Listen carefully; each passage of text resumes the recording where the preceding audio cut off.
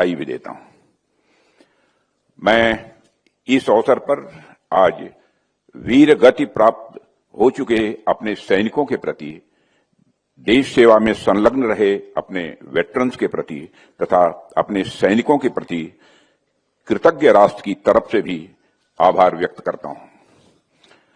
साथियों, मकर संक्रांति का उत्सव हमारे सामने है।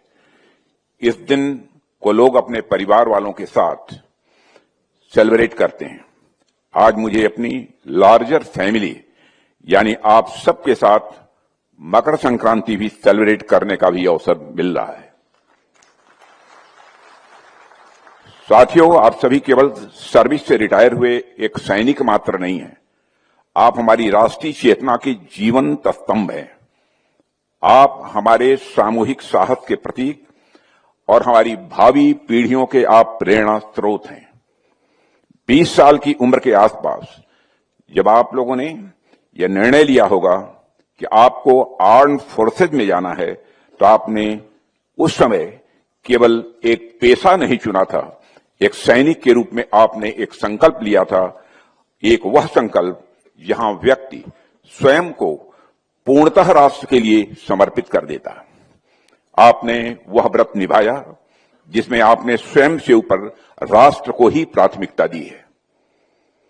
आपने अपने जीवन के सुनहरे वर्ष पहाड़ों की चोटियों पर, रेगिस्तान की तपती रेत में और जंगलों की नमी में गुजार दिए।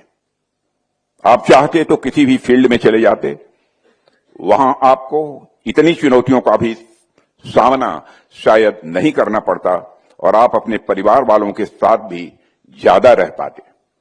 लेकिन इन सब के बावजूद आप सबने राष्ट्र की सुरक्षा को प्राथमिकता दी है और किसी भी समाज के लिए इससे बड़ा बलिदान मैं समझता हूं कि और कोई दूसरा नहीं हो सकता है।